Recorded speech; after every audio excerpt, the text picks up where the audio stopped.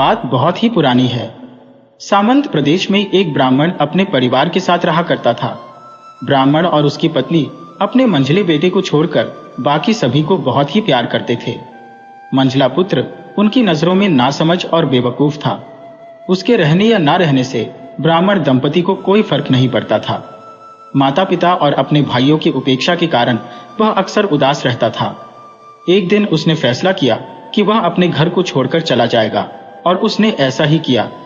एक सुबह वह उठा, घर से निकला और फिर कभी लौटकर नहीं आया।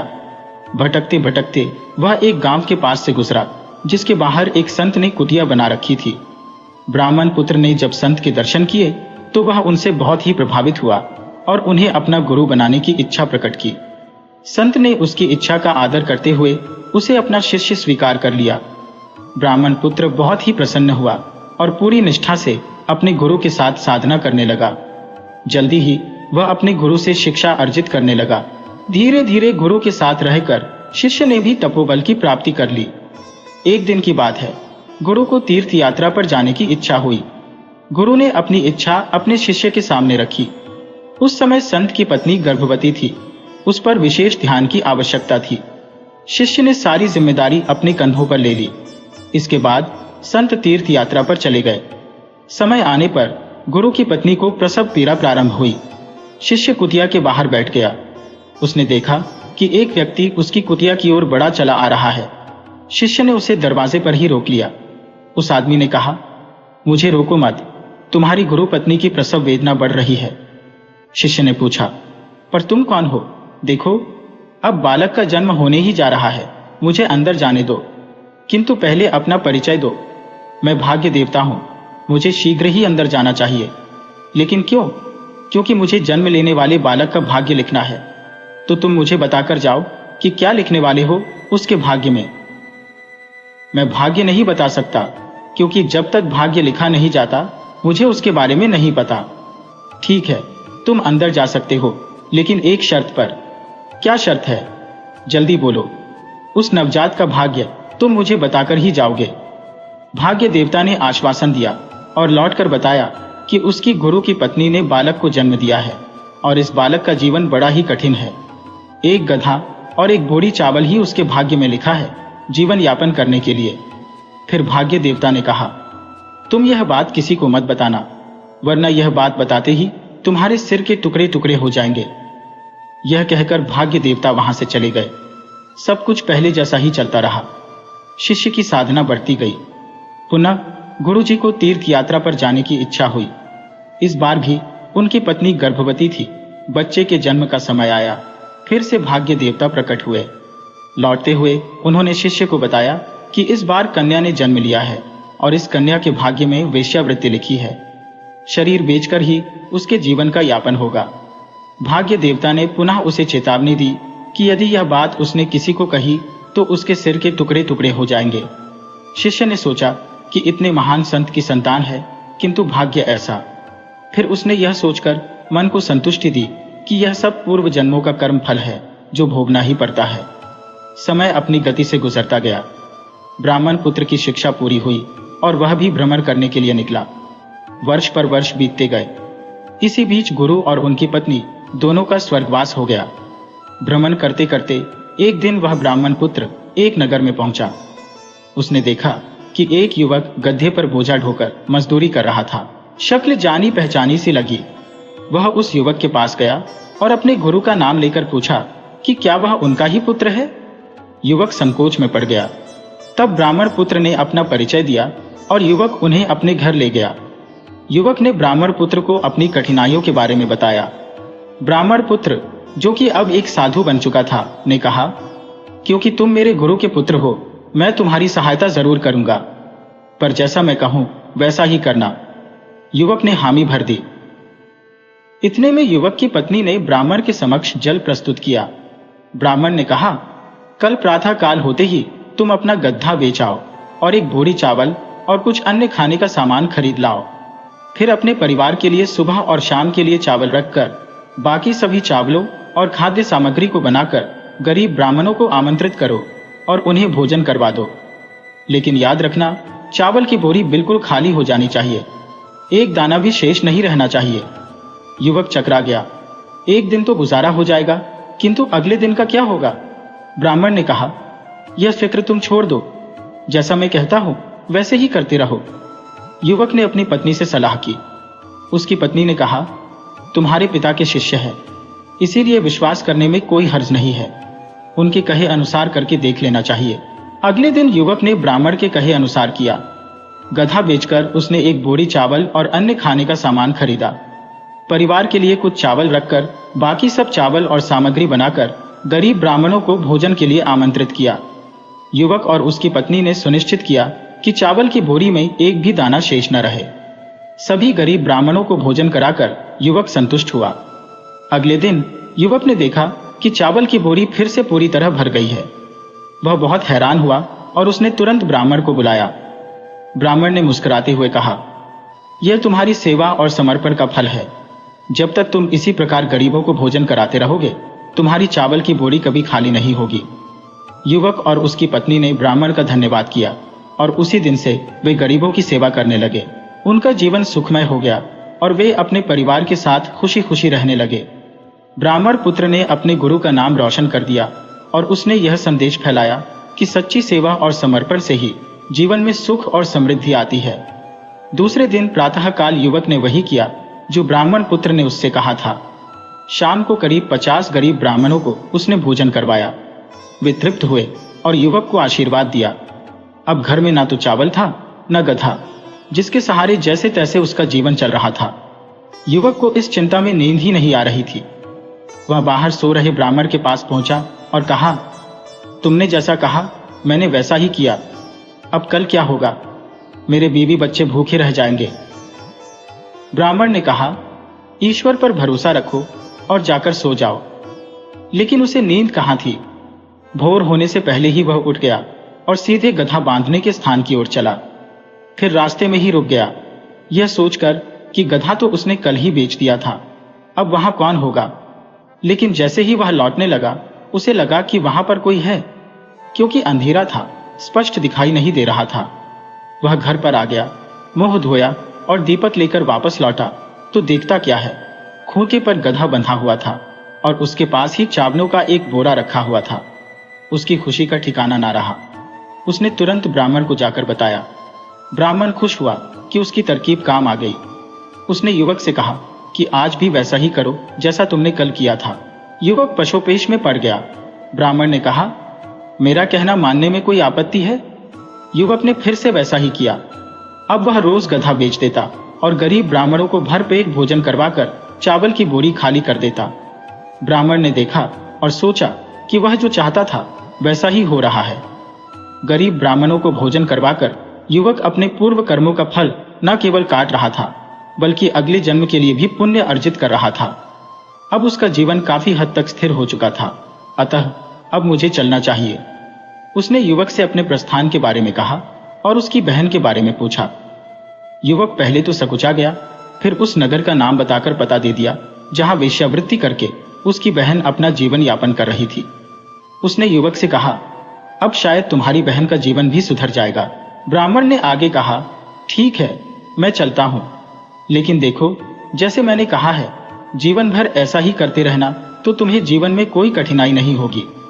युवक और उसकी पत्नी ने श्रद्धापूर्वक ब्राह्मण को प्रणाम किया।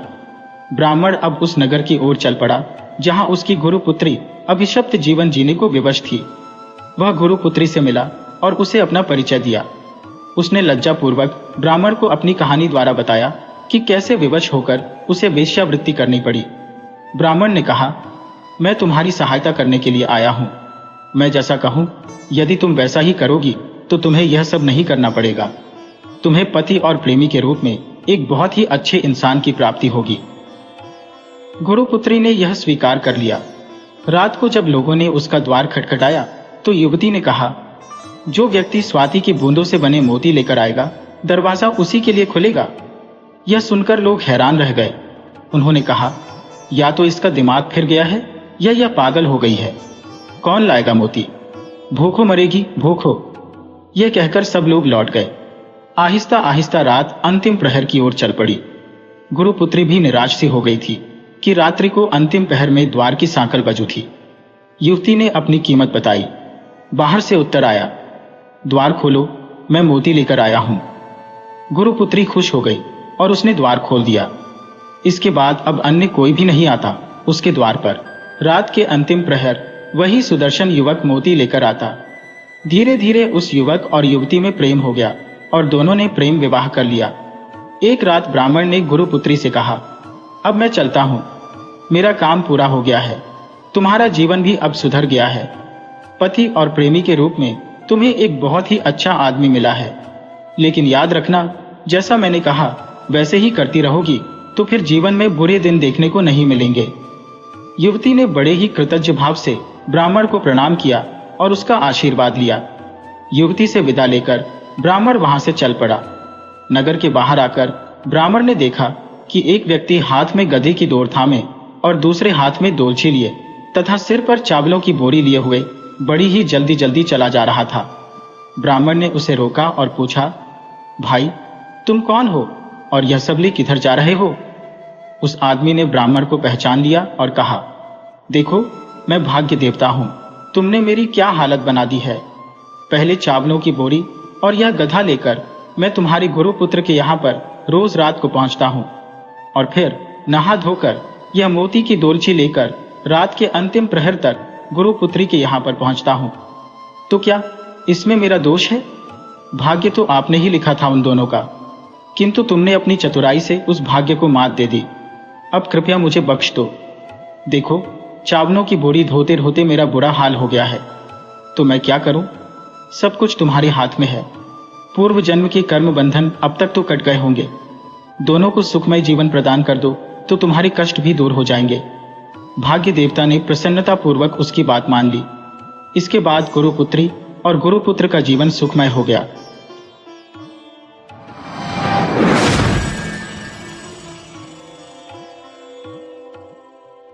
सूरजपुर गांव में नंद किशोर नाम का एक आदमी रहता था। नंद किशोर एक व्यापारी था और उसकी छोटी सी कपड़ों की दुकान थी। अपने व्यापार से नंद किशोर इतना कमा लेता था जिससे कि वह अपने परिवार का गुजारा कर सके। नंद किशोर पूरी ईमानदारी के साथ अपना व्यापार करता था। एक दिन सुबह सुबह की बात है, नंद किशोर ने ईश्वर का नाम लिया और अपनी दुकान खोली। वह प्रतिदिन की तरह अपनी दुकान में रखे हुए कपड़े के थानों को सही तरीके से लगाने लगा। अभी कुछ ही देर गुजरी थी कि उसकी दुकान में 3 आदमी दाखिल हुए। उन आदमियों ने बहुत ही कीमती वस्त्र पहने हुए थे और देखने में वे तीनों बहुत ही घमंडी दिखाई पड़ते थे। तीनों आदमी दुकान में आने के बाद नंद किशोर से बातें करने लगे और कहने लगे कि उन्हें कीमती कपड़ा दिखाया जाए। अचानक उन तीनों को दुकान के एक कोने में एक रेशमी कपड़ा दिखाई दिया। उन्होंने दुकानदार से कहा कि वह कपड़ा उठाकर लाए।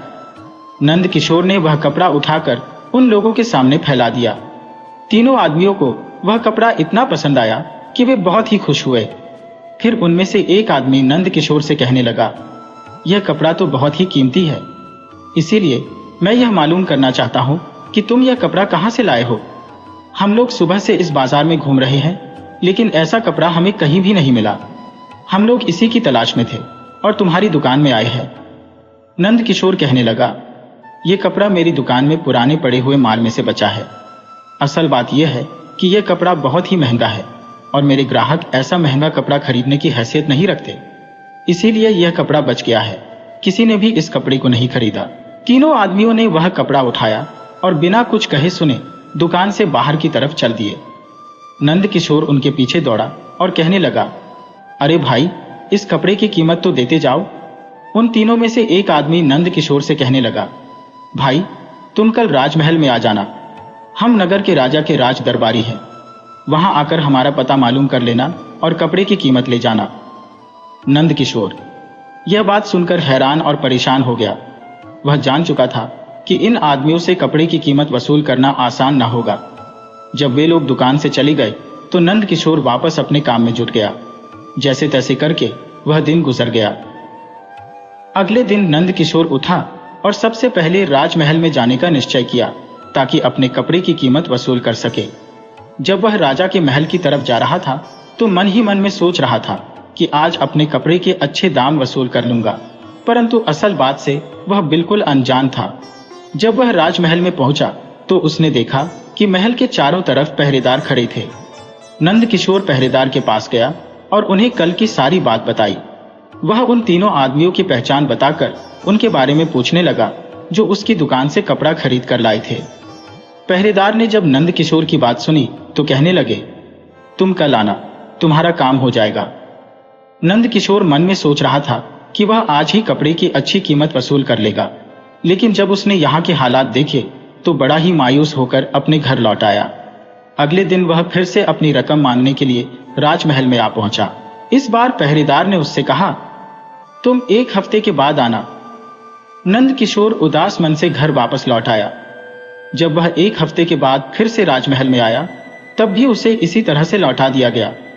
अगली बार जब नंद किशोर महल में पहुंचा तो इस बार वह पहरेदार से कहने लगा, मैं पिछले कई हफ्तों से अपनी रकम के लिए यहाँ पर चक्कर लगा रहा हूँ, लेकिन मुझे खाली हाथ वापस जाना पड़ता है। तब उन पहरेदारों में से एक नेक दिल पहरेदार उसे एक कोने में ले गया और कहने लगा, अरे भाई, तुम तो बहुत ही सीधे साधे आदमी मालूम पड़ते हो। जिन राज दरबारियों को तुम ढूंढ रहे हो उन्होंने हमें तुम्हारा हुलिया बताकर यह आदेश दिया है कि इस शक्ल सूरत का कोई आदमी अपनी रकम वसूल करने के लिए यदि महल में आए तो उसे आज और कल का वायदा करके टालते रहे जब तक कि वह थक ना जाए। इसीलिए तुम खुद ही सोचो कि तुम कब से चक्कर लगा रहे हो और आज तक तुम्हारी रकम का कोई अता पता नहीं है। मेरी मानो तो तुम अब इसका ज्यादा सिर दर्द मत लो। अपने कपड़ों की कीमत तो तुम भूल ही जाओ। नंद किशोर कहने लगा, मैंने ना तो वह कपड़ा चुराया था और ना ही बेईमानी से खरीदा था जो मैं उसकी कीमत भूल जाऊं। मैं यहाँ पर कोई भीख मांगने नहीं आता, मैं अपने हक का पैसा मांगता हूँ। मैं रोज रोज यहाँ पर नहीं आ सकता। अगर राजा के कर्मचारियों ने मेरी कमाई मुझे ना दी तो मैं सीधा महाराज के पास जाकर उनकी शिकायत करूंगा। पहरेदार कहने लगा, मैंने तो तुम्हें सच्चाई बता दी है, अब तुम्हारी मर्जी, तुम जैसा चाहो वैसा करो। मैं एक बार फिर तुमसे कहता हूं कि अगर अपनी खुशी और सलामती चाहते हो तो अपने कपड़े की कीमत भूल जाओ। पहरेदार की बातें सुनकर नंद किशोर मन महसूस कर वहां से चला गया, लेकिन इसके बावजूद भी नंद किशोर राजमहल के चक्कर लगाता रहा और उन राज दरबारियों के बारे में पूछता रहा, लेकिन उसे कुछ भी मालूम न पड़ा। नंद किशोर ने अब तक उम्मीद नहीं छोड़ी थी। उसे उम्मीद थी कि किसी न किसी दिन वह उन राज दरबारियों को बाजार की गलियों में ढूंढ ही लेगा और फिर उनसे अपनी रकम जरूर मांगेगा। नंद किशोर का यह अंदाजा गलत नहीं था। कुछ दिन गुजरे जब नंद किशोर अपनी दुकान बंद करके बाजार से गुजर रहा था कि उसने देखा वही तीनों आदमी घोड़े पर सवार होकर बड़ी ही तेजी से जा रहे थे। नंद किशोर आगे बढ़ा और मुस्कुराते हुए उनको नमस्कार किया। इसके बाद नंद किशोर ने अपने कपड़े की कीमत के बारे में उनसे बात की। उन तीनों आदमियों ने जब नंद किशोर की बातें सुनी तो जोर जोर से हंसने लगे। उनमें से एक आदमी आगे बढ़कर कहने लगा, क्या तुम पागल हो गए हो? कौन सा कपड़ा, कैसी रकम?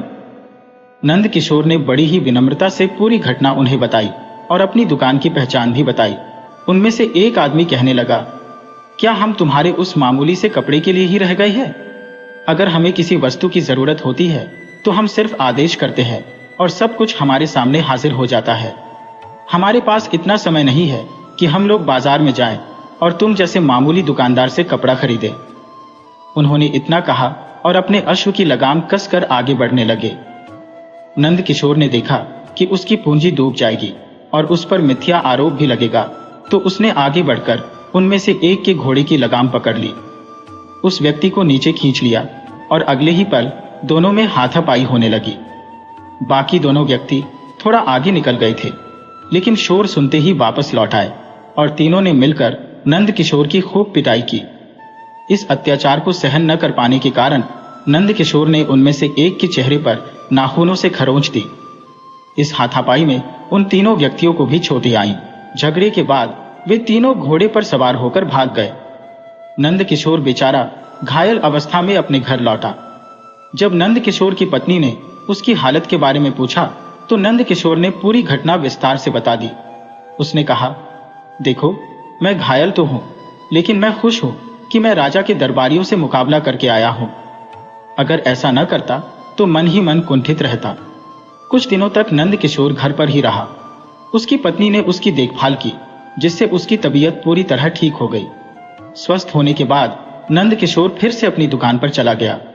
दुकान पहुंचने पर वह अपने सामान को ठीक से लगाने लगा।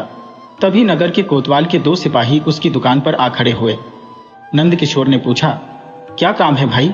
वे कहने लगे, तुम्हें हमारे साथ चलना है, सब बातें अपने आप मालूम हो जाएंगी। नंद किशोर उन सिपाहियों के साथ नगर के कोतवाल के पास पहुंचा। वहां पहुंचने पर कोतवाल उसे घूर रहा था। नंद किशोर ने पूछा, हुजूर, मुझे यहां क्यों बुलाया गया है? कोतवाल ऐसे सवाल सुनने का आदी नहीं था।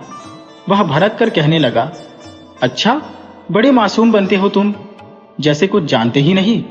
भूल गए कि कुछ दिन पहले ही तुमने महल के कुछ राज दरबारियों के साथ मारपीट की थी। तुम तो उन्हें जान से ही मार देते। ऐसे सम्मानित लोगों के साथ तुमने इतना दुर्व्यवहार किया है।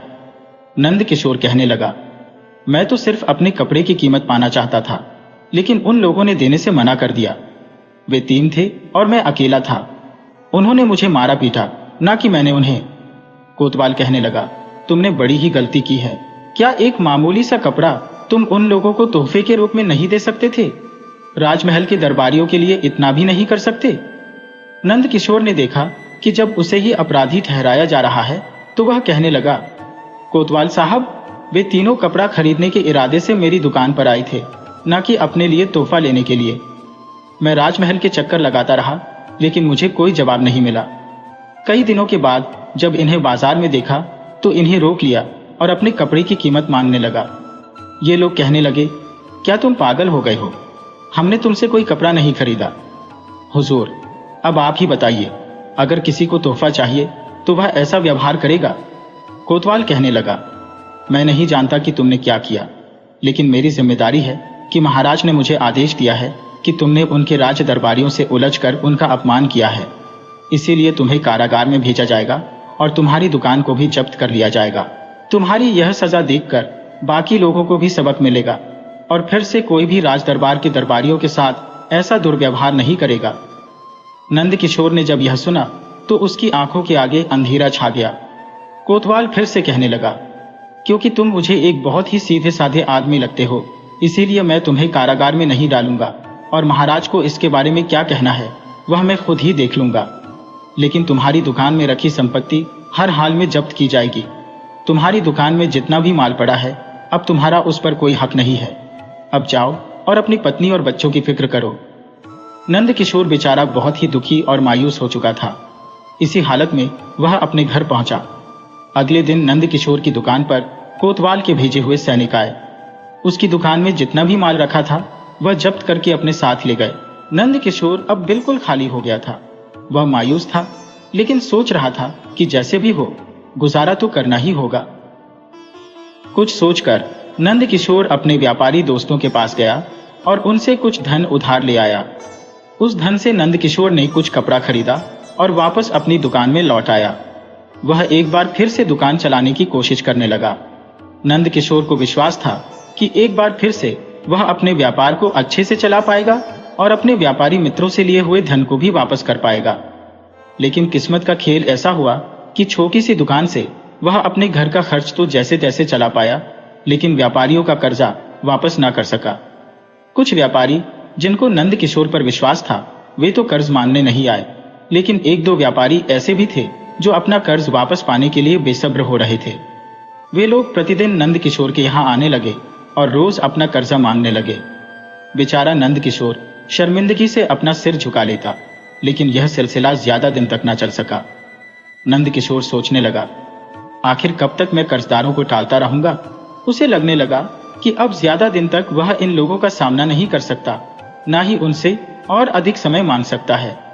इसीलिए नंद किशोर ने एक फैसला किया कि कुछ दिनों के लिए वह अपनी दुकान बंद कर देगा, ताकि कर्ज वसूल करने वालों से कुछ दिनों के लिए वह बच सके। नंद किशोर ने यह सोचकर अपनी दुकान बंद कर दी और किसी अन्य काम की तलाश में निकल पड़ा। उसने गांव से बाहर एक चक्की वाले का स्मरण किया, जो नंद किशोर के पिता का पुराना मित्र था। जब नंद किशोर चक्की वाले के पास पहुंचा तो उसने अपनी सारी व्यथा सुनाई और प्रार्थना की कि उसे कुछ दिनों के लिए मजदूरी करने की अनुमति दी जाए। चक्की वाले ने उसकी बात सुनी और कहा, बेटा, मुझे तुम्हें काम पर रखने में कोई आपत्ति नहीं है। जब तक तुम्हारी इच्छा हो तुम यहाँ काम कर सकते हो। पर मुझे चिंता है कि क्या तुम इतनी कठिन मेहनत कर पाओगे। आटे की बोरियां उठाकर इधर उधर रखनी पड़ेंगी। नंद किशोर के पास अपनी इज्जत बचाने के अलावा कोई विकल्प नहीं था।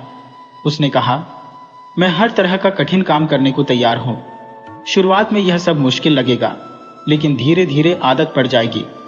मुझे पूरी उम्मीद है कि कुछ दिनों में हालात सुधर जाएंगे और मैं फिर से अपने पुराने काम पर लौट जाऊंगा। उसी दिन से नंद किशोर ने चक्की में काम करना शुरू कर दिया।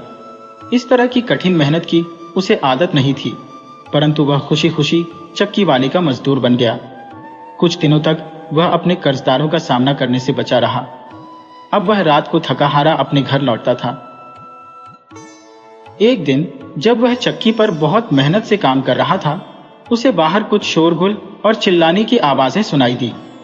वह तेजी से बाहर निकला और देखा कि वही कर्जदार जिनसे वह बचने की कोशिश कर रहा था वहां आ पहुंचे थे। वे कर्जदार चिल्ला रहे थे और मांग कर रहे थे कि नंद किशोर को पकड़कर नगर के कोतवाल के सामने पेश किया जाए। उनके शोरगुल से आसपास के लोग भी वहां इकट्ठा हो गए। नंद किशोर ने कहा, भाइयों, मैं आप लोगों का कर्ज चुकाने के लिए ही इतनी कड़ी मेहनत कर रहा हूं। उनमें से एक आदमी ने कहा, अब तुम हमसे बहस करने लगे हो। तुमने कर्ज लेकर अपनी दुकान बंद कर दी और यहां छुप गए। क्या तुम सोचते हो कि हमारे चंगुल से बच जाओगे? हम तुम्हें 1 सप्ताह का वक्त देते हैं। यदि इस समय में तुमने हमारा कर्ज नहीं चुकाया तो जो भी होगा उसके जिम्मेदार तुम खुद होगे। यह कहकर वे लोग वापस लौट गए। नंद किशोर का दिल बैठा जा रहा था। भीड़ खत्म हो चुकी थी, लेकिन एक आदमी अब भी वहां खड़ा था। वह आदमी नंद किशोर के पास आया और हौसला देते हुए कहा, भाई, चिंता मत करो और ईश्वर पर भरोसा रखो। क्या मैं जान सकता हूं कि आखिर तुम्हारे साथ हुआ क्या है? नंद किशोर ने उस भले आदमी को अपनी पूरी कहानी बताई। कैसे कुछ लोग उसकी दुकान पर कपड़ा खरीदने आए थे जो खुद को राजा के दरबारी कहते थे। कैसे उसने अपने कपड़े की कीमत वसूलने के लिए राजमहल के चक्कर लगाए। कैसे शहर के कोतवाल ने उसकी सारी संपत्ति जब्त कर ली और अब वह इस चक्की पर काम कर रहा है। वह आदमी नंद किशोर को हौसला देते हुए कहने लगा, चिंता मत करो भाई, ईश्वर के घर में देर है, अंधेर नहीं। इतना कहकर वह वहां से चला गया। नंद किशोर फिर से हौसला करके उठा और वापस अपने काम में लग गया। नंद किशोर को अब समझ में नहीं आ रहा था कि क्या करे। जब वह घर लौटा तो उसकी आंखों से नींद गायब थी। सारी रात वह करवटें बदलता रहा और ईश्वर से प्रार्थना करता रहा। इसी तरह से 2-3 दिन और गुजरे। कर्जदारों द्वारा दी गई मोहलत में अब 4 ही दिन बचे थे। अगले दिन जब नंद किशोर चक्की पर जाने के लिए उठा तो सुबह सुबह ही उसके घर पर एक आदमी आ पहुंचा। पहनावे से वह बहुत ही अमीर आदमी लग रहा था। उसने नंद किशोर से कहा, भाई, मैं राजमहल से आया हूं। महाराज ने मुझे खास तौर पर तुम्हें बुलाने के लिए भेजा है। बाहर रथ तैयार खड़ा है, तुम्हें अभी मेरे साथ राजमहल चलना होगा। यह सुनकर नंद किशोर पहले तो कुछ घबरा गया, परंतु मरता क्या न करता। वह रथ पर बैठकर उस आदमी के साथ राजमहल की ओर चल पड़ा। वह आदमी नंद किशोर को सीधा महाराज के पास ले आया। नंद किशोर, जो मन ही मन में बहुत घबरा रहा था, सिर झुकाए हुए महाराज के सामने खड़ा हो गया। उसे इस बात का अंदेशा था कि अवश्य ही उसके कर्जदारों ने महाराज के पास शिकायत कर दी होगी और अब महाराज उसे कोई सजा देंगे। महाराज ने नंद किशोर की तरफ देखा और कहने लगे, नंद किशोर, मुझे मालूम है कि तुम्हारे साथ क्या हुआ है और मैं तुम्हारे साथ पूरा इंसाफ करूंगा। यह सुनकर नंद किशोर ने नजरें उठाईं और महाराज की तरफ देखने लगा। कुछ पल के लिए वह राजा के चेहरे को देखता ही रह गया। उसे ऐसा लगा जैसे उसने महाराज को पहले भी कहीं देखा है। हैरान परेशान नंद किशोर एक तक महाराज के चेहरे की तरफ देखता रहा, परंतु काफी देर तक सोचने के बाद भी वह यह नहीं जान सका कि उसने महाराज को पहले कहां देखा है। नंद किशोर के चेहरे पर परेशानी देख महाराज कहने लगे, किशोर, मैं समझ गया हूं कि तुम क्या सोच रहे हो। तुम मुझे पहचान नहीं पाओगे। चलो, मैं ही तुम्हें सच्चाई बता देता हूं। 3 दिन पहले जब तुम्हारी चक्की के बाहर तुम्हारे कर्जदार तुम्हें धमका रहे थे, तब मैं भी वहीं मौजूद था। उनके जाने के बाद जो आदमी तुम्हें हौसला दे रहा था वह मैं ही था।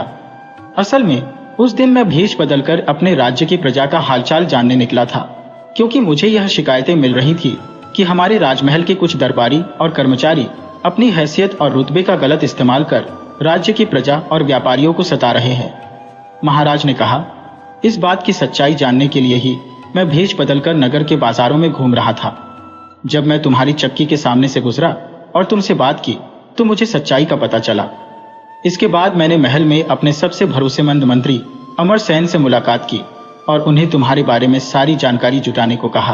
अमरसेन की जांच से यह साबित हो गया कि तुम अपनी जगह पर बिल्कुल सच्चे थे। फिर अमरसेन ही तुम्हें लेने के लिए तुम्हारे घर गए थे। साथ ही हमने उन भ्रष्ट और बेईमान राज दरबारियों और कर्मचारियों का भी पता लगा लिया जो हमारी प्रजा को सता रहे थे। नगर के उस कोतवाल को भी गिरफ्तार कर लिया गया है जो इनके साथ मिलकर प्रजा के साथ अन्याय कर रहा था। राजमहल के उन पहरेदारों को भी हटा दिया गया है जो इन भ्रष्टाचारियों के साथ मिले हुए थे। हम तुम्हारे आभारी हैं कि तुमने हमारे महल के भ्रष्ट दरबारी और कर्मचारियों का पर्दाफाश करने में हमारी सहायता की।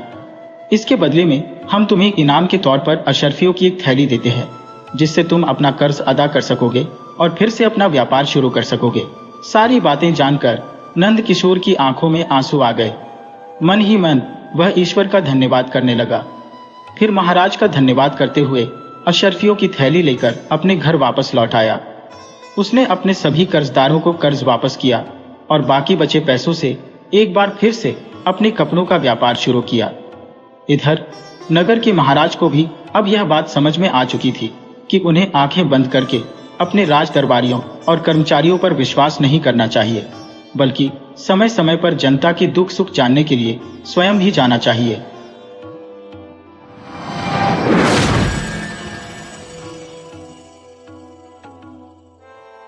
बहुत समय पहले की बात है।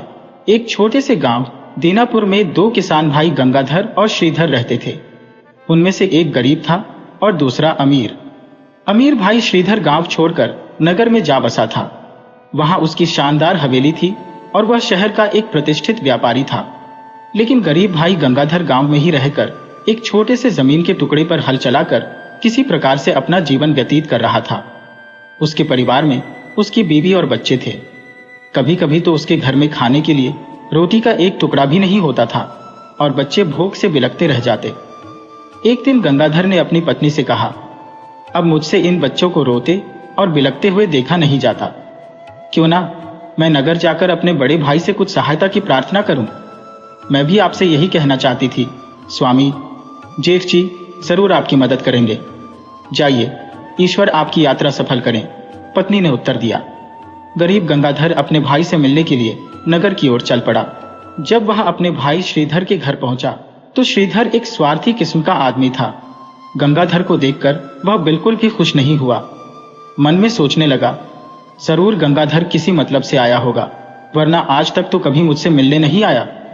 छोटे भाई ने आते ही कहा, पाए लागो भैया। ठीक है ठीक है, कैसे आना हुआ तुम्हारा?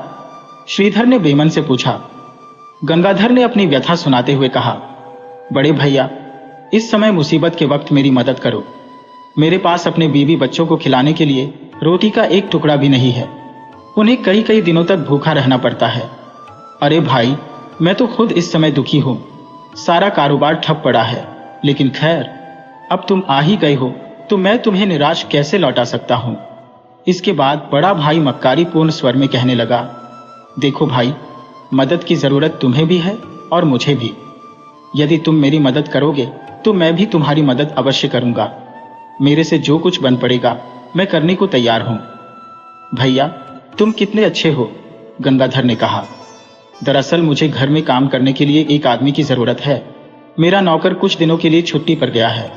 क्या तुम एक सप्ताह के लिए मेरे यहां पर काम कर सकते हो? भाई की बात सुनकर गंगाधर कुछ सोच में पड़ गया। तब श्रीधर ने कहा, अरे भाई, किस सोच में पड़ गए? जवाब तो दो। बेचारा गंगाधर हां करने के सिवाय और कर भी क्या सकता था। वह कहने लगा, मैं तैयार हूं भैया। शाबाश, तो फिर तुम अभी से काम पर लग जाओ। ज्यादा काम नहीं है, सिर्फ कुएं से पानी लाना है, लकड़ी चीरना है, आंगन में झाड़ू लगाना है और बाकी समय घोड़ों की देखभाल करनी है। बस इतना थोड़ा सा ही काम है, तुम्हें रोज करना है। बेचारा गंगाधर सुबह से लेकर शाम तक घर के कामों में लगा रहता। इस तरह से एक सप्ताह पूरा हो गया। तब उसने अपने भाई से कहा, मैंने आपका कहा कर दिया। भैया, अब मुझे विदा कीजिए। पता नहीं मेरे बीवी बच्चे किस हालत में होंगे। ठीक है, मैं जानता हूँ तुमने 7 दिनों में मेरा थोड़ा बहुत काम कर दिया है, लेकिन मुफ्त में नहीं। और फिर बुरा सा मुंह बनाते हुए श्रीधर ने जेब से 20 आने निकालकर गंगाधर की ओर बढ़ाते हुए कहा, यह लो 20 आने, तुम्हारी सप्ताह भर की मजदूरी। इन पैसों को गुलछर्रे में मत उड़ा देना। भैया, केवल 20 आने? तो क्या 7 दिन के थोड़े से काम के लिए तुम्हें 500 आने दूं? नाराज क्यों होते हो भैया? ना होने से तो यह 20 आने भी अच्छे हैं। अच्छा, प्रणाम, अब मुझे आज्ञा दीजिए। लेकिन गंगाधर अभी जाने के लिए द्वार की ओर पलटा ही था कि कुछ याद आते ही श्रीधर उसे टोकते हुए बोला, अरे हाँ भाई गंगाधर, एक बात तो तुमसे कहनी भूल ही गया। अगले सप्ताह तुम मेरे यहाँ पर मेहमान होगे, क्योंकि अगले सप्ताह मेरा जन्मदिन है और तुम्हें अवश्य आना है। साथ में अपनी पत्नी को भी लेते आना। यह सुनकर गंगाधर बहुत ही खुश हुआ और मन ही मन में सोचने लगा, कितना भला है मेरा भाई, मैं बेकार ही इन्हें गलत समझ रहा था। भला कोई बड़ा आदमी ऐसे मौके पर अपने छोटे और हाल रिश्तेदारों को भी बुलाता है। जरूर आऊंगा, मेरी पत्नी सुनेगी तो प्रसन्न हो उठेगी। गरीब गंगाधर ने घर पहुंचकर वह 20 आने अपनी पत्नी को देते हुए कहा, इसे संभालकर खर्च करना भाग्यवान गिवान, वरना 2 दिनों में ही भूखे मरने की नौबत आ जाएगी। बस केवल 20 आने? इतने दिनों के बाद लौटे तो वह भी केवल 20 आने लेकर? भला इससे क्या होगा? क्या जेठ जी ने तुम्हारी कोई मदद नहीं की? तब गंगाधर ने सारी कहानी अपनी पत्नी को कह सुनाई। सारी बात जानकर वह कहने लगी, ओह, यह उम्मीद नहीं थी जेठ जी से कि वह ऐसा व्यवहार करेंगे। अरे भाग्यवान, तो उन्हें इतना बुरा मत समझ, वह तो बहुत ही उदार है। अगले सप्ताह उनका जन्मदिन है, हमें भी मेहमानों की तरह आमंत्रित किया है उन्होंने। क्या सचमुच? तब तो आनंद आ जाएगा। अब क्योंकि नगर का सफर काफी लंबा था, इसीलिए गंगाधर और उसकी पत्नी ने अपने बच्चों को पड़ोसी के यहाँ पर छोड़ा और श्रीधर के घर की ओर चल पड़े। जब वह श्रीधर के घर पहुंचे तो गंगाधर ने अपने भाई से कहा, भैया, मैं ठीक समय पर आ गया हूं ना? साथ में अपनी पत्नी को भी लाया हूं। ठीक है, जाओ उधर जाकर बैठ जाओ। अब गंगाधर और उसकी पत्नी घर के एक कोने में जाकर बैठ गए। बेचारा गंगाधर और उसकी पत्नी श्रीधर की मंशा से अनभिज्ञ चुपचाप एक कोने में बैठे रहे। वे मेहमानों को खाते पीते और हंसते बतियाते देखते रहे। श्रीधर ने अपने भाई और उसकी पत्नी की तरफ कोई भी ध्यान नहीं दिया। जब दावत खत्म हो गई और सभी मेहमान अपने अपने घर को चले गए, तब गंगाधर ने अपने भाई से कहा, भैया, सब चले गए हैं, अब हमें भी तो आज्ञा दो। अरे इस समय ना भाई ना, इतनी रात गए मैं तुम्हें जाने नहीं दूंगा। ऐसा करो, काम धाम में नौकरों का हाथ बटाओ, खाओ पियो और आज रात यहीं पर रुक जाओ, भोर होते ही चले जाना। बेचारे भोले भाले गंगाधर और उसकी पत्नी संकोचवश कुछ न बोल सके और बाकी नौकरों के साथ उन्होंने भी घर में साफ सफाई का काम किया। काफी रात गए, जब उनका काम खत्म हुआ तो उनके सामने बचा खुचा खाना लाकर रख दिया गया, जिसे खाकर वे दोनों चुपचाप नौकरों वाले कमरे में जाकर सो गए। अगले दिन भोर होने से पहले ही दोनों हवेली से निकल पड़े। जब वे दोनों उदास मन से अपने गांव की तरफ जा रहे थे, तभी गंगाधर के कानों में एक आवाज सुनाई दी। कोई उससे कह रहा था, रुको भले इंसान, जरा रुको, मुझे भी अपने साथ ले चलो। आवाज सुनकर गंगाधर ठहर गया और जब उसने आवाज की दिशा में मुड़कर देखा तो एक पेड़ के नीचे पिंजरे में एक तोता बंद था। गंगाधर ने जब यह देखा कि एक तोता मनुष्य की भाषा बोल रहा है तो वह हैरान रह गया।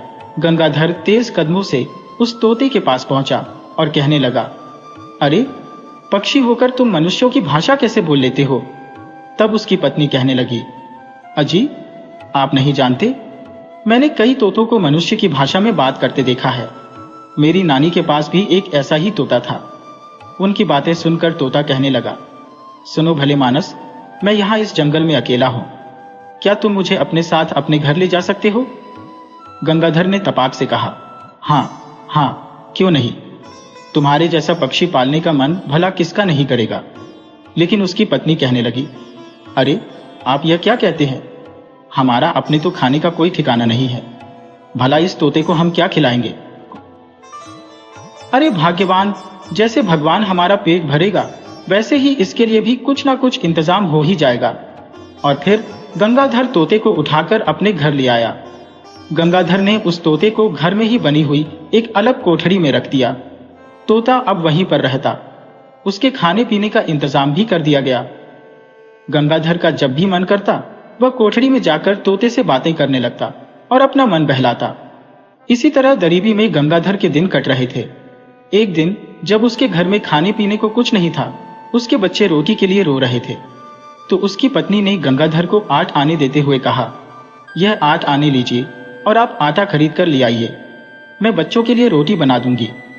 गंगाधर, जो अपनी गरीबी के कारण बहुत ही दुखी था, उसने पैसे लिए, लेकिन बाजार जाने से पहले वह तोते की कोठरी में गया।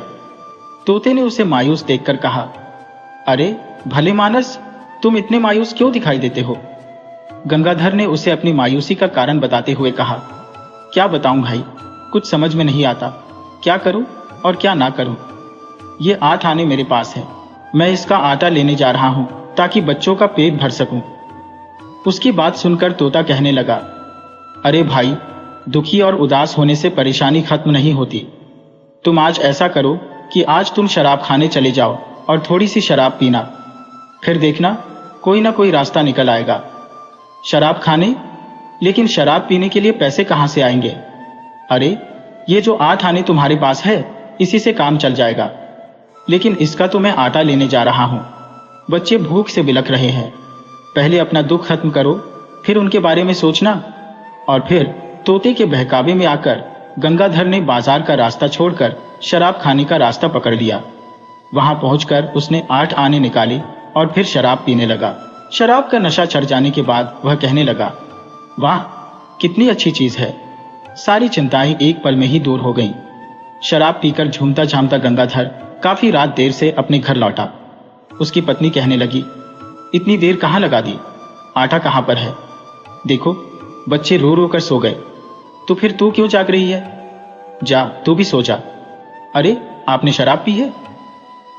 चुप, ना समझ, मैं शराब नहीं बल्कि चिंता से मुक्त होने वाली दवाई पीकर आया हूं। अब जाकर सो जा और मुझे भी सोने दे। लेकिन सुबह जब गंगाधर उठा तो उसके सामने फिर से वही दृश्य था। उसके बच्चे भूख से बिलख रहे थे। पत्नी ने कहा, तुम तो शराब पीकर चिंता से मुक्त हो गए, लेकिन बच्चे तो अभी भी भूखे हैं। पत्नी की बात सुनकर वह गुस्से में आकर कहने लगा, भूखे हैं तो मैं क्या करूं? किसी से थोड़ा सा आटा उधार मांग ला और इनके मुंह में ठूंस दे। अब तो यही करना होगा।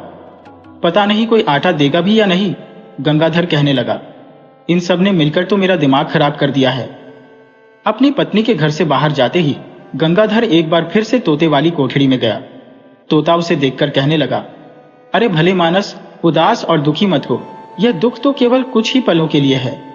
जाओ शराब खाने और थोड़ी सी शराब पी लो, फिर देखना कल की ही तरह तुम्हारी सारी चिंताएं दूर हो जाएंगी। लेकिन पीने के लिए मेरे पास अब पैसा नहीं है। अरे भाई, तुम्हारे घर में जो पीतल की हांडी रखी है वह कब काम आएगी? तुम वह हांडी लो, उसे बाजार में बेच दो, जो पैसे मिले उससे शराब पी लो। तोते के बहकावे पर गंगाधर की बुद्धि एक बार फिर से भ्रष्ट हो गई। उसने हांडी को बाजार में बेचा और बच्चों को रोता हुआ छोड़कर शराब खाने शराब पीने पहुंच गया। उस रात की जब गंगाधर शराब पीकर अपने घर लौटा तो उसकी पत्नी अपना माथा पीटकर कहने लगी, हे भगवान, यह तो आज फिर से शराब पीकर आए हैं। चुप हो जा, ओ मूर्ख, अगर पी भी है तो अपने पैसों की पी है। और फिर गंगाधर खर्राटे भरता हुआ सो गया। अब तो जैसे रोज का यही नियम था। अगली सुबह जब उसकी पत्नी फिर से बच्चों के खाने का इंतजाम करने के लिए घर से बाहर गई तो गंगाधर तोते की कोठरी में गया। तोते ने कहा, क्यों भाई, आज तुम उदास क्यों हो? गंगाधर ने कहा, कारण तो तुम्हें मालूम ही है, घर में खाने के लिए कुछ भी नहीं है। तोता एक बार फिर से उसे शराब पीने के लिए उकसाने लगा। थोड़ी सी पी लो गंगा भाई, जब दिमाग ठीक से काम करेगा तभी दुखों से छुटकारा पाने का कोई उपाय आएगा। कहते तो तुम ठीक हो भाई, लेकिन अब शराब पीने के लिए पैसे कहां से आएंगे? अरे पैसे की क्या जरूरत है, तुम्हारे पास तुम्हारे बैल है ना, बस वही काफी है। क्या, मेरे बैल? गंगाधर ने तुरंत अपने बैलों को खोलकर उन्हें बाजार में बेच दिया और फिर से वह शराब खाने पहुंच गया। अब उसके पास इतने पैसे थे कि वह पूरे 1 हफ्ते तक आराम से शराब पी सकता था। शराब पीकर जब वह अपने घर पहुंचा तो पत्नी चिल्लाने लगी, अरे बैल बेचकर भी शराब पी आए? आपकी बुद्धि को क्या हो गया है? बैल ही बेचे हैं ना, तुम्हें तो नहीं बेच दिया? जाकर सो जा, अच्छे भले दिमाग को खराब मत कर। अगले दिन जब गंगाधर का नशा उतरा तो उसकी पत्नी कहने लगी, शर्म आनी चाहिए आपको।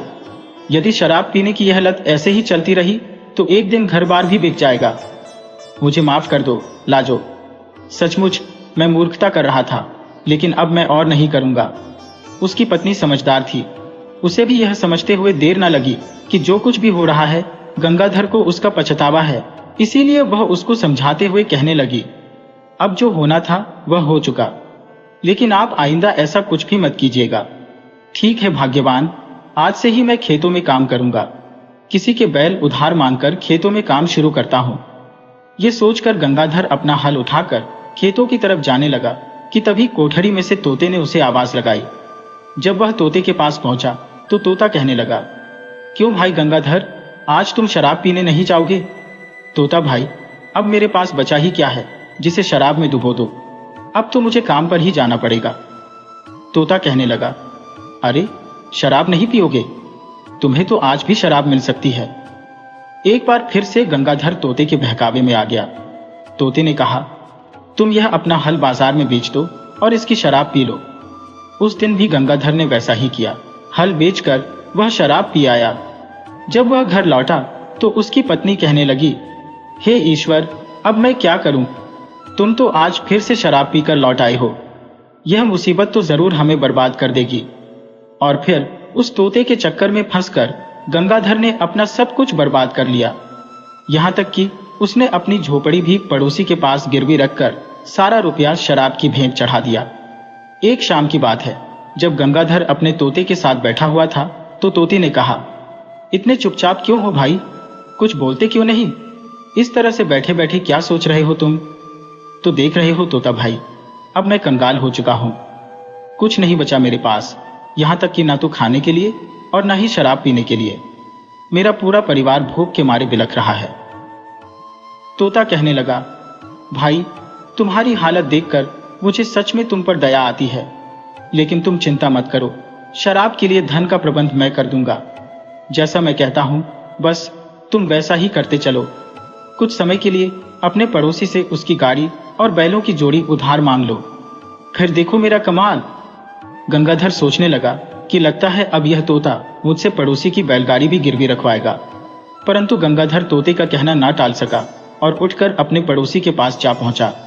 कहने लगा, भैया कुछ समय के लिए मुझे अपनी गाड़ी और बैलों की जोड़ी दे दो, उसके बदले में मैं 1 हफ्ते तक तुम्हारे घर में मुफ्त में काम कर दूंगा। पड़ोसी कहने लगा, गंगाधर अब ना तो तुम्हारे पास खेत है न घर बार, सब कुछ तो तुमने शराब में उड़ा दिया, अब क्या मेरी बैलगाड़ी भी बेचकर शराब पीने का इरादा है? नहीं भाई, ऐसा मत कहो, मैं तो सिर्फ जंगल से कुछ लकड़ियां लेने जा रहा हूं ताकि अपने बच्चों को कुछ खिला सकूं।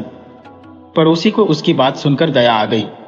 यदि ऐसी बात है तो ले जाओ, लेकिन 2 बातों का ध्यान रखना, एक तो गाड़ी पर ज्यादा बोझ मत लादना और दूसरे इसे बेचकर या गिरवी रखकर शराब पीने की कोशिश मत करना, वरना जेल में चक्की पिसवा दूंगा।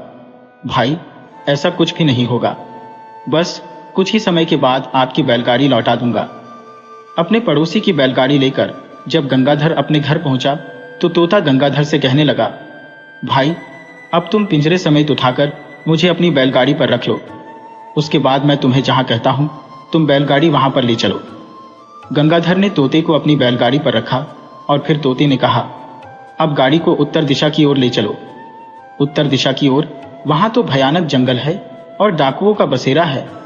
अब तुम्हारा इरादा मुझे डाकुओं के हाथों मरवाने का है?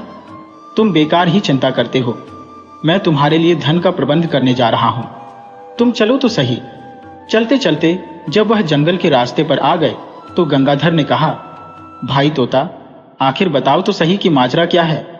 तब तोते ने कहा, अब तो तुम्हें बताना ही पड़ेगा। सुनो, असल बात यह है कि मैं तुम्हें उस गुफा की ओर ले जा रहा हूं जहां पर डाकुओं के द्वारा लूटा गया माल बंद है। बस यूं समझो कि पूरा खजाना वहीं पर है। सारा खजाना बोरों में भरकर अपनी बैलगाड़ी में लाद कर ले आना। गंगाधर ने कहा, लेकिन तोता तुम्हें डाकुओं के उस खजाने के बारे में कैसे मालूम? तोता कहने लगा, असल में बात यह है कि तुम्हारे पास आने से पहले मैं उन्हीं डाकुओं का पालतू तोता था। वह सभी डाकू एक गुफा में रहते थे, जहां उनके साथ मैं भी रहता था। उनका सारा लूट का माल और खजाना उसी गुफा में था। लेकिन एक दिन राजा के सैनिकों ने उन पर हमला कर दिया। बहुत से डाकू मारे गए और बाकी डाकुओं को सैनिकों ने गिरफ्तार कर लिया। परंतु सैनिक खजाने के बारे में पता नहीं लगा पाए, क्योंकि वह सारा धन बड़े ही गुप्त तरीके से छुपा कर रखा गया था। राजा के सैनिक जब डाकुओं को गिरफ्तार करके ले जा रहे थे, तो उन्होंने मुझे भी पिंजरे समेत उठा लिया। परंतु जंगल के रास्ते में ही मुझे एक पेड़ के नीचे छोड़कर चले गए, जहां से तुम मुझे उठाकर लाए हो। तुम इतने दिनों से मुझे पाल रही हो और मेरी बात मानते हो, इसीलिए मैं आज तुम्हें उस गुफा की तरफ ले चलूंगा जहां डाकुओं का खजाना रखा है। तोते की बात सुनकर गंगाधर के चेहरे पर चमक आ गई। वह मन ही मन में बहुत खुश था, लेकिन साथ ही साथ उसके मन में एक विचार आया। वह सोचने लगा, अच्छा, अब मुझे समझ में आया कि यह तोता मुझे शराब पीने के लिए इतना क्यों बहकाता था। क्योंकि यह तोता भी उन डाकुओं की संगत में रहता था जो रोज शराब पीते थे। उनकी संगत में रहकर यह तोता भी ऐसा ही दुराचारी बन गया, इसीलिए यह रोज मुझे शराब पीने के लिए बहकाता था। चलो, कोई बात नहीं, कम से कम आज तो इसने ऐसा काम किया जिससे मैं मालामाल हो जाऊंगा। जल्दी ही गंगाधर बैलगाड़ी और तोते के साथ उस गुफा के सामने जा पहुंचा जहां डाकुओं का खजाना पड़ा था। गुफा के द्वार पर एक बड़ी सी चट्टान रखी हुई थी। तोते ने गंगाधर से कहा, अब तुम अपनी पूरी ताकत लगाकर इस चट्टान को यहां से हटाओ, जिससे गुफा का मुंह खुल जाएगा। गुफा के अंदर कम से कम 100 फरलांग आगे जाकर दाहिनी तरफ एक अंधेरा कोना है, जहां पर बड़े बड़े 5 संदूक रखे हैं, जिनमें अपार धन दौलत और अशर्फियां पड़ी हैं। तो चलो मेरे दोस्त, देर मत करो, किसी तरह से इस चट्टान को हटाओ और मेरी बताई हुई जगह पर पहुंचकर खजाना ले लो। गंगाधर ने अपनी पूरी शक्ति लगाकर चट्टान को एक तरफ सरका दिया। गुफा का द्वार नजर आने लगा। गंगाधर ने तोते को अपने साथ लिया और गुफा में प्रवेश कर गया। अंधेरी गुफा में वह आगे बढ़ता रहा। कुछ फरलांग आगे जाने पर ध्यान से देखने पर उसे दिखाई दिया कि सचमुच कुछ संदूक रखे हुए थे। संदूक खोले तो उनमें हीरे, जवाहरात और अशर्फियां भरी हुई थी। गंगाधर ने तोते को एक तरफ रखा और बड़े बड़े बोरों में सारा खजाना भरने लगा। एक एक करके वह बोरे अपनी बैलगाड़ी में रखता रहा। जब आखिरी बोरा उठाकर वह गुफा से बाहर आने लगा तो तोता कहने लगा, अरे भाई गंगाधर, खजाने से भरा हुआ आखिरी बोरा भी तुम ले जा रहे हो? परंतु तुम मुझे भूल गए क्या? मुझे भी तो अपने साथ लेते चलो। गंगाधर एक कुटिल मुस्कान चेहरे पर लाकर कहने लगा, अरे तोते, बस अब तुम्हारा काम यहीं तक था। तुम्हारा काम खत्म हो गया। मैं तुम्हें अपने साथ लेकर नहीं जाऊंगा। अब तुम इसी पिंजरे में बंद इस गुफा में पड़े रहना। अगर मैं तुम्हें अपने साथ ले गया तो तुम फिर से मुझे शराब पीने के लिए उकसाओगे, और यह जो इतना सारा धन मिला है यह भी मैं शराब में उड़ा दूंगा। लेकिन ऐसी गलती अब मैं दोबारा नहीं करूंगा। डाकुओं के साथ रहते रहते तुम्हारी बुद्धि भी भ्रष्ट हो चुकी है, जो अब किसी भी तरह से पवित्र नहीं हो सकती। इतना कहकर गंगाधर ने वह आखिरी बोरा उठाया और गुफा से बाहर जाने के लिए चल दिया। पीछे से वह तोता चिल्लाता रहा कि मुझे यहां पर मत छोड़ो, अपने साथ ले जाओ। परंतु गंगाधर पर इसका कोई असर नहीं हुआ। वह गुफा से बाहर आया और उसने चट्टान से गुफा का मुंह बंद कर दिया। खजाने से भरे हुए बोरे लाद कर वह रात के अंधेरे में अपने गांव, अपने घर के बाहर पहुंचा। दबे पांव उसने दरवाजा खटखटाया। उसकी पत्नी ने जब दरवाजा खोला तो वह धीमी आवाज में कहने लगा, भाग्यवान, मेरी बात ध्यान से सुनो। इन बोरों में बेशुमार खजाना भरा है। मैं चुपचाप इन्हें घर के अंदर रख रहा हूं। बिना किसी आवाज के मेरी सहायता करो। दोनों पति पत्नी ने मिलकर वह सारा खजाना अपने घर के अंदर कर लिया। जब सारा काम खत्म हुआ तो गंगाधर ने सारी बात अपनी पत्नी को बताई और यह भी बताया कि किस तरह से वह तोते के बहकावे में आकर शराब की लत में पड़ गया था। लेकिन अब तोते को भी उसने ठिकाने लगा दिया और यह बेशुमार खजाना भी उसका हो गया। सारी बात जानकर उसकी पत्नी बहुत ही खुश हुई। उस दिन के बाद गंगाधर की गरीबी दूर हो गई। उसने अपना व्यापार शुरू किया, अपने लिए एक अच्छा घर बनाया। अब गंगाधर सेठ गंगाधर बन चुका था। सेठ गंगाधर अब सुखपूर्वक अपने परिवार के साथ जीवन बिता रहा था।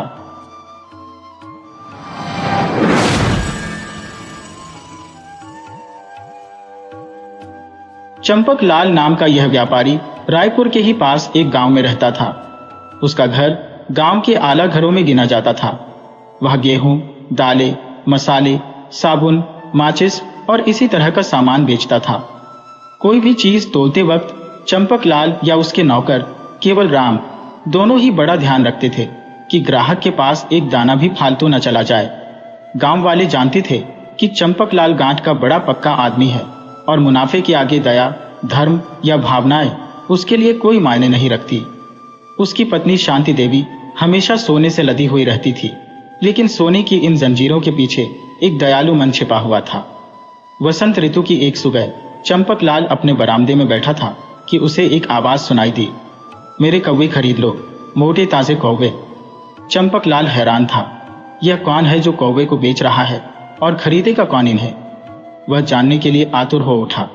उठकर वह सड़क की तरफ देखने लगा। एक अधनंगे आदमी को टोकरी उठाए हुए अपने घर की तरफ आता देख चंपकलाल ने उसे पुकारा, क्यों भाई, क्या बेचते हो? आदिवासी ने जवाब दिया, कौवा बेचता हूं साहब। चंपकलाल बोला, दिखाओ तो सही। बरामदे में आकर आदिवासी ने अपना टोकरा रख दिया और व्यापारी की तरफ देखकर मुस्कुराता हुआ बैठ गया। चंपकलाल ने देखा तो बस देखता ही रह गया। टोकरी के अंदर एक मोटे काले तीतरों का जोड़ा था, जिनका मांस बड़ा ही गर्म और बेशकीमती होता है। उनकी टांगें बंधी हुई थी और चितकबरे पंख धूप में चमक रहे थे। चंपकलाल ने मन में सोचा, कैसा मूर्ख आदमी है जो इतने कीमती पक्षियों को कौवा बता रहा है। फिर उसने आदिवासी से पूछा, कितने के हैं? आदिवासी बोला, एक जोड़े का 1 रुपया है साहब। व्यापारी ने कहा, मैं 1 रुपये से 1 पैसा भी ज्यादा नहीं दूंगा। ये कहकर चंपकलाल घर के भीतर जाने लगा। नहीं नहीं साहब, आप तो बड़े दयालु हैं, कृपया करके इन्हें खरीद लीजिए। यह कहकर आदिवासी ने पक्षियों को बरामदे वाली सीढ़ी पर रख दिया। चंपकलाल खुद को शाबाशी देता हुआ मुड़ा और गिनकर 1 रुपया आदिवासी के हाथ में थमा दिए। आदिवासी थोड़ा मुस्कुराया और सलाम ठोकते हुए पैसे रख ली। चंपकलाल ने पूछा, तुम्हारा नाम क्या है? आदिवासी ने कहा, जी नथु। ठीक है नथु, अब तुम चलो, चंपकलाल बोला, और अगली बार जब तुम्हें और भी कौवे मिल जाएं तो मुझे जरूर बताना। यह कहकर चंपकलाल कुटिलता से मुस्कुराने लगा। चंपकलाल की पत्नी शांति देवी शुद्ध शाकाहारी थी, इसलिए तीतर बरामदे में चूल्हे पर पकाए गए। जब उसकी पत्नी ने 2 तीतर देखे तो उसकी आंखें मारे हैरानी के खुली रह गईं। शांति देवी ने पूछा, कितने में खरीदा इन्हें? 1 रुपये में, चंपकलाल हंसता हुआ कहने लगा। उसने अपने पड़ोस के गांव से अपने मित्र को खाने की दावत दी और देर रात तक अपनी सूझबूझ पर बहुत ही खुश होता रहा। एक दिन बाद चंपकलाल फिर से अपने बरामदे में बैठा था कि तभी उसने किसी को पुकारते हुए सुना, कोई मेरा सुंदर रंगना ले लो। वही आदिवासी अपने सिर पर तांबे का एक चमकता हुआ घड़ा उठाए चला आ रहा था और पुकार रहा था, कोई है जो मेरा सुंदर रंगना खरीद ले? चंपकलाल को आदिवासी का नाम जैसे रट गया था। उसने आवाज लगाई, अरे नथु, ये रंगना क्या है, जरा यहां तो लिया। नथु बरामदे में गया और एक बार फिर से आकर बैठ गया। घड़े को अपने पास ही रख लिया। चंपकलाल एकटक उसे देखने लगा। बड़ा ही भारी और खूबसूरत माल है, उसने सोचा। वैसे तो घड़ा इस्तेमाल किया हुआ है और जगह जगह उसमें गड्ढे भी थे, पर रोशनी में कैसा चमकता था। इतना पुराना और भारी बर्तन कम से कम 500 का तो होगा ही, चंपकलाल मन ही मन में सोच रहा था। तब उसने आदिवासी से कहा, तुम इसे क्या कहते हो? साहब, यह रंगना है, नथु दांत दिखाते हुए बोला। मेरी माँ का पुराना रंगना, लेकिन कितना मजबूत है, देखिए तो सही। यह कहते हुए नथु ने मटके पर एक थाप लगाई। चंपकलाल ने पूछा, कितने लोगे इसके? नथु बोला, 500 साहब। चंपकलाल की भौहें टेढ़ी हो गईं। बहुत ज्यादा है, वह बोला। कोई दूसरा ग्राहक ढूंढ लो अपने रंगना के लिए। नथु बोला, नहीं नहीं साहब, ऐसा मत कीजिए, आप बड़े अच्छे हैं साहब। अच्छा, आप बताइए, आप कितने देंगे? चंपकलाल ने दृढ़ता से कहा, 80। नथु के चेहरे की मुस्कान गायब हो गई। फिर भी उसने घड़ा उठाया, बरामदे में रखा और अपना हाथ आगे फैला दिया। चंपकलाल ने गिनकर 80 उसे दे दिए। चंपकलाल ने अपनी पत्नी को सारा किस्सा सुनाया और खूब हंसा। शांति देवी बार बार रंगना घुमाकर देखती जाती और हैरान होती जाती, लेकिन उसे उसमें कोई भी कमी नजर न आई। वह बोली, यह तो मोती है जो तुम्हें कौड़ियों के भाव मिल गया। अब तो चंपकलाल हर सुबह अपने बरामदे में बैठा नथु की राह ताकने लगा। उसने उससे कुछ और खरीदने का मन बना लिया था। जिसने भी रंगना देखा था उसकी तारीफ की थी और उसे मुनाफे का सौदा बताया था। व्यापारी को रंगना खरीदे हुए अभी 7 ही दिन हुए थे। वह बरामदे में बैठा था कि उसे नथु आता हुआ दिखाई दिया। नथु चिल्लाते हुए जा रहा था, लपोस लपोस, अरे कोई मेरे अनमोल लपोस खरीदेगा। चंपकलाल ने उसे आवाज दी और वह अपनी पुरानी जगह पर आकर बैठ गया। चंपकलाल ने पूछा, तो बताओ भाई, इस बार वह लपोस क्या बेच रहे हो? यह लपोस होता क्या है?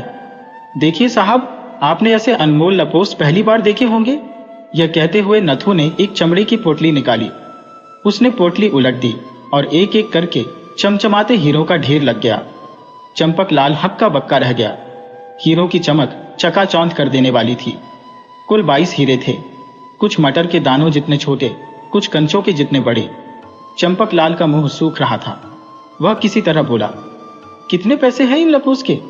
नथु पलक झपकाए बिना बोला, 10 लाख रुपए साहब। क्या? 10 लाख? यह तो बहुत ज्यादा है। चंपकलाल ने अभी कहना शुरू ही किया था कि नथु ने उसे बीच में ही चुप करा दिया।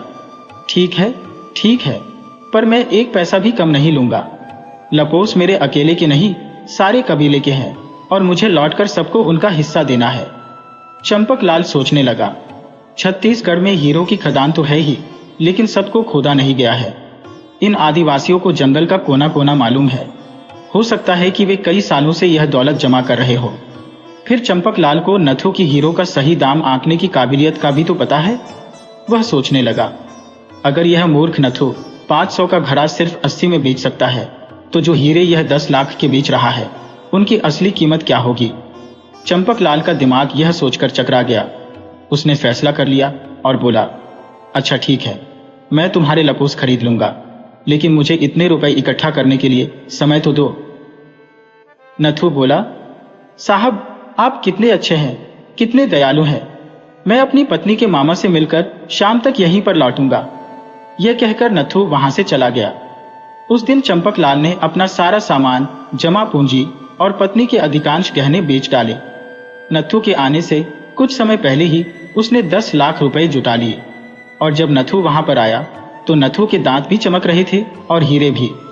सांझ हो चुकी थी। दीपक की रोशनी में हीरे चमचमा रहे थे। चंपकलाल ने हीरे गिने, उन्हें ठोक बजाकर देखा और फिर पैसे दे दिए। आदिवासी ने पैसों को कपड़े में बांधा और अपनी कुल्हाड़ी के साथ उसे भी अपने कंधों पर लटका लिया। फिर उसने चंपकलाल को सलाम बजाया और घने जंगल में गायब हो गया। हीरे लेकर चंपकलाल बहुत ही खुश था। मारे खुशी के उसे उस रात नींद ही नहीं आ रही थी। वह सारी रात करवटें बदलता रहा और सोच रहा था कि सुबह जब वह ये हीरे बेचेगा तो एक ही झटके में करोड़पति बन जाएगा। चंपकलाल सुबह जल्दी से तैयार हुआ और अपनी पत्नी को बताकर शहर के लिए निकल गया। शहर में पहुंचकर चंपकलाल एक जौहरी की दुकान पर पहुंचा। वह जौहरी चंपकलाल को पहले से ही जानता था। चंपकलाल को आते देखकर उसने कहा, राम राम सेठ जी, आज कैसे आना हुआ? चंपकलाल ने कहा, भाई आज तो बहुत ही जरूरी काम है। और फिर चंपकलाल ने वह हीरे उस जौहरी को दिखाए। जौहरी ने हीरे जांचे और अपना सिर हिलाते हुए कहने लगा, चमकते तो बहुत है, पर यह हीरे नहीं है, कांच है, सिर्फ कांच। यह सुनते ही चंपकलाल के तो मानो होश ही उड़ गए। उसके पांव तले से जैसे जमीन ही खिसक गई। सस्ते सौदे और मुनाफे की सब योजनाएं धरी की धरी रह गईं। उसने तो सोचा था कि वह आदिवासी को मूर्ख बना रहा है, परंतु असल में नथु ने यह जाल फेंका था और चंपकलाल उसमें फंस गया। छत्तीसगढ़ के लोग यह कहानी कविता के रूप में सुनाते हैं, जो कि कुछ इस तरह से है। कौवा का धोखा में तीतर बिका और बकाई रंगना, अब जो पड़े लपोस धमाका, ना घर सोहे ना अंगना।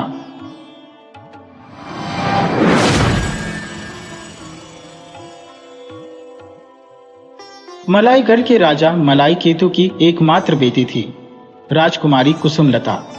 राजकुमारी अपनी सुंदरता और बुद्धिमानी के लिए प्रसिद्ध थी।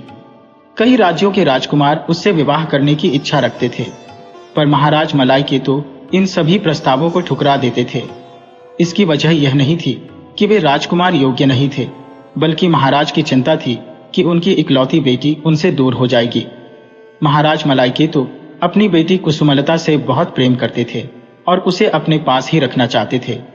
उन्होंने मन ही मन यह तय कर रखा था कि कुसुमलता की शादी अपने ही राज्य के किसी नौजवान से करेंगे और उनके महल के पास ही एक नया महल बनवाएंगे। इस उद्देश्य को पूरा करने के लिए उन्होंने बेहतरीन कारीगरों और मजदूरों को पहले ही इकट्ठा कर लिया था। महाराज अपनी पत्नी महारानी से भी बहुत प्रेम करते थे और वे एक न्यायप्रिय राजा थे जो अपनी प्रजा की हर समस्या का समाधान करने के लिए तत्पर रहते थे। लेकिन राजकुमारी की शादी के मुद्दे पर उनकी जिद ने सबको परेशान कर रखा था। महारानी अक्सर महाराज को समझाती कि बेटियों को एक दिन ससुराल जाना ही होता है, लेकिन महाराज इस बात को मानने को तैयार नहीं होते थे। एक दिन महाराज और महारानी इसी विषय पर बात कर रहे थे। महारानी ने कहा, महाराज, मैं भी तो 7 समुंदर पार के एक देश की राजकुमारी थी, लेकिन मुझे भी शादी के बाद अपने माता पिता को छोड़कर यहाँ आना पड़ा था। महाराज मुस्कुराए और बोले, महारानी, अगर आपके पिता को भी आपसे इतना ही प्रेम होता जितना हमें हमारी बेटी कुसुमलता से है, तो वे भी आपको ब्याह कर इतनी दूर नहीं भेजते।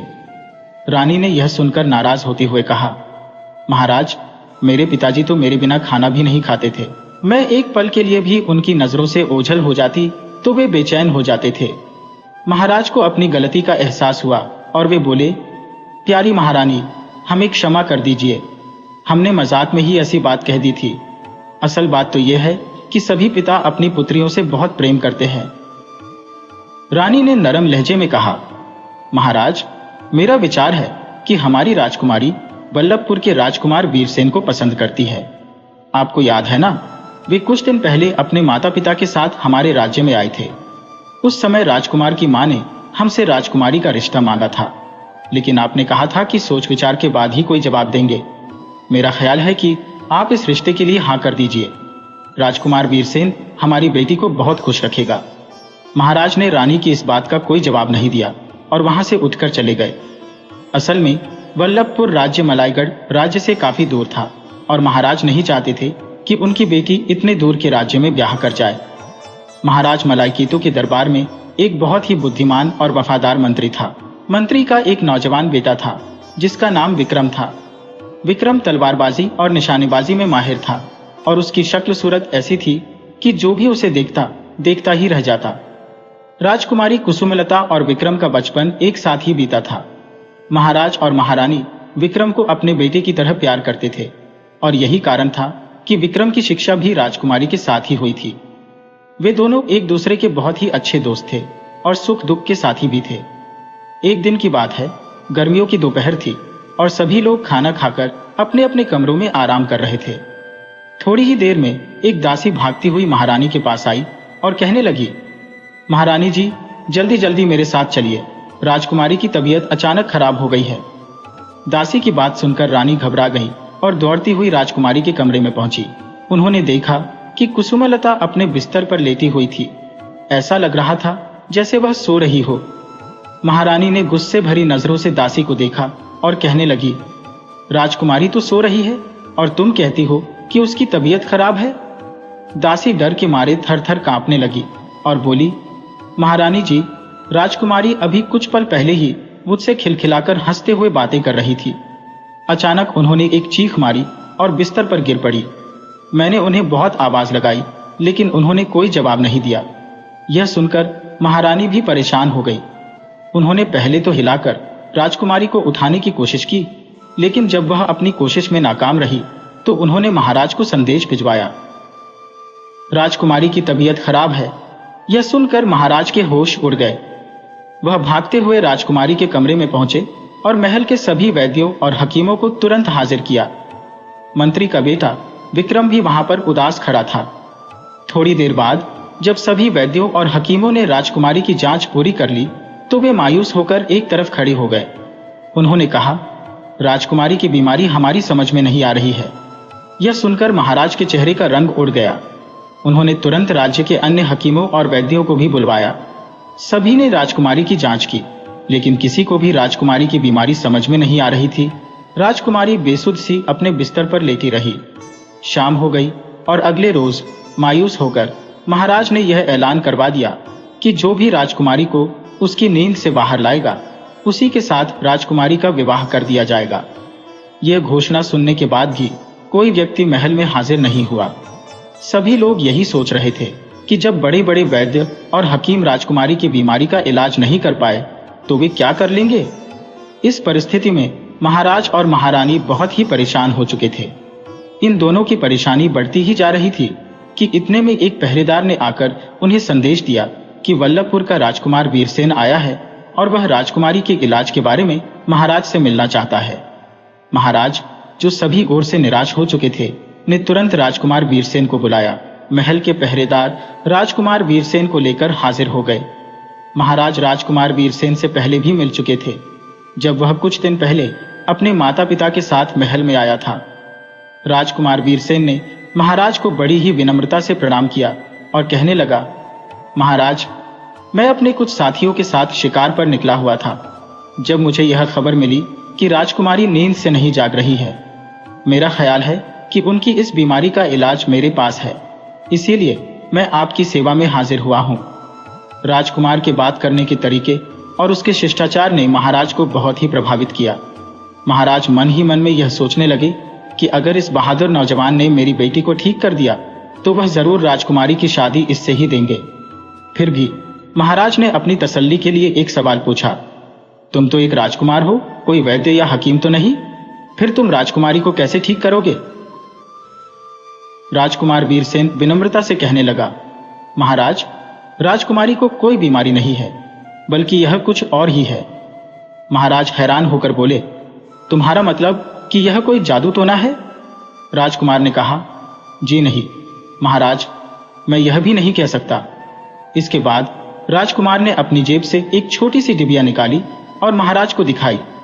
उसने कहा, राजकुमारी को जो कुछ भी हुआ है उसका इलाज इस छोटी सी डिबिया में मौजूद है। महाराज बड़ी ही हैरानी और दिलचस्पी से उस डिबिया को देखने लगे। वीरसेन की बातों में ऐसा असर था कि महारानी को भी यह विश्वास हो गया कि उनकी बेटी अब ठीक हो जाएगी। मंत्री का बेटा विक्रम भी वहां खड़ा था और बड़े ही ध्यान से यह सारी बातें सुन रहा था। इसके बाद वे सभी लोग उस कमरे में पहुंचे जहां राजकुमारी बेसुध सी पड़ी हुई थी। राजकुमार वीरसेन ने बड़े ही ध्यान से राजकुमारी को देखा। कुछ सोचते हुए उसने वह छोटी सी डिबिया खोली जिसमें एक पंख निकला। वह पंख सुनहरी रंग का था जो चमक रहा था। राजकुमार वीरसेन ने उस पंख को राजकुमारी के पैरों के तलवों से लगाया। जैसे ही पंख ने राजकुमारी के तलवों को छुआ, राजकुमारी को एक हल्की सी छींक आई और वह बिस्तर से उठ खड़ी हुई। वह बड़ी हैरानी से सबको देख रही थी। महाराज और महारानी खुशी से फूले ना समा रहे थे। महाराज ने जल्दी से आगे बढ़कर राजकुमारी को अपने गले से लगा लिया। तब राजकुमारी कहने लगी, पिताजी, मुझे क्या हो गया था। महाराज ने कहा, कुछ नहीं मेरी बेटी, तुम बिल्कुल ठीक हो। और फिर महाराज ने राजकुमार वीरसेन की तरफ देखते हुए कहा, हम तुम्हारा यह एहसान जिंदगी भर नहीं भूलेंगे। थोड़ी ही देर में यह खबर पूरे राज्य में फैल गई। इस खुशी के मौके पर महाराज ने गरीबों के लिए खजाने के मुंह खोल दिए। कुछ दिनों के बाद महाराज के वचन के अनुसार राजकुमारी कुसुमलता और राजकुमार वीरसेन की शादी कर दी गई। जब राजकुमारी की विदाई का समय आया तो वह अपने पिता के सीने से लगकर रोने लगी। महाराज ने बड़े ही प्यार से अपनी बेटी के सिर पर हाथ फेरा और कहने लगे, बेटी, मैं बहुत बड़ी गलती कर रहा था। हर लड़की को एक ना एक दिन अपने घर जाना ही पड़ता है। यह तो हमारे लिए बड़े ही सौभाग्य की बात है कि तुम्हारी शादी राजकुमार वीरसेन जैसे सुंदर और बहादुर राजकुमार से हो रही है। दूसरी तरफ महारानी राजकुमारी से अलग होने के कारण बहुत दुखी थी, मगर उसे इस बात की खुशी भी थी कि महाराज ने राजकुमारी की शादी के बारे में अपनी जिद छोड़ दी थी। महारानी ने भी अपनी बेटी को गले से लगाया और खूब आशीर्वाद दिया। इस मौके पर महाराज के दरबार के सभी दरबारी और कर्मचारी वहां पर मौजूद थे। महाराज ने अपनी बेटी को कई कीमती तोहफे दिए और साथ ही साथ सैनिकों की एक टुकड़ी सुरक्षा के लिए उन दोनों के साथ भेजने का फैसला किया। अपने ससुराल जाने से पहले राजकुमारी ने चारों तरफ नजर दौड़ाई जैसे वह किसी को ढूंढ रही हो। तभी उसकी नजर मंत्री के बेटे विक्रम पर पड़ी जो एक कोने में खड़ा था। राजकुमारी दौड़कर उसके नजदीक पहुंची और उसका हाथ पकड़कर कहने लगी, अगर तुम यह सब कुछ नहीं करते तो मेरी शादी कभी भी राजकुमार वीरसेन से नहीं होती। तुमने इतनी अच्छी योजना बनाई थी कि पिताजी अपनी जिद छोड़ने पर मजबूर हो गए। विक्रम मुस्कुराकर कहने लगा, मुझे यह बात अच्छी तरह से मालूम थी कि जब कोई राजकुमारी किसी मुसीबत में पड़ जाती है तो सभी राजा महाराजा ऐसी ही घोषणा करवाते हैं कि जो भी राजकुमारी को उस मुसीबत से बाहर निकालेगा उसके साथ राजकुमारी की शादी कर दी जाएगी। मैंने ही यह योजना बनाई थी कि तुम झूठ मूठ का नाटक करते हुए बेसुध से बिस्तर पर पड़ी रहो और राजकुमार वीरसेन तुम्हें ठीक कर देगा। साथ ही साथ राजकुमार वीरसेन ने भी बड़ी ही समझदारी के साथ अपना काम किया, जिससे महाराज को बिल्कुल भी संदेह नहीं हुआ। अब बस मैं तुमसे यही कहना चाहता हूँ कि वहां पर जाकर तुम हम लोगों को भूल मत जाना। ये बात सुनकर राजकुमारी उदास मन से कहने लगी, मैं पिताजी महाराज, रानी माँ और आप जैसे सच्चे दोस्त को कैसे भूल सकती हूँ। यह कहते हुए उसकी आंखों से आंसू बहने लगे। राजकुमार वीरसेन भी उनके नजदीक आकर खड़ा हो गया। जब उसने राजकुमारी की आंखों में आंसू बहते देखे तो वह सब कुछ समझ गया और विक्रम से कहने लगा, विक्रम, तुम एक अच्छे और सच्चे दोस्त हो। अगर तुम वह योजना ना बनाते तो मेरी शादी कभी भी राजकुमारी से ना होती। तुम्हारा यह उपकार मैं जीवन भर नहीं भूलूंगा। यह कहकर उसने विक्रम को गले लगा लिया। विक्रम ने राजकुमारी के सिर पर हाथ फेरा और उसके बाद राजकुमारी अपने काफिले के साथ अपने ससुराल वल्लभपुर के लिए रवाना हो गई। अगर आपको यह कहानी पसंद आई हो तो लाइक कीजिए, कमेंट कीजिए। ऐसी ही दिलचस्प कहानियां देखने के लिए चैनल को सब्सक्राइब कर लीजिए। तो मिलते हैं आपसे अगली कहानी में।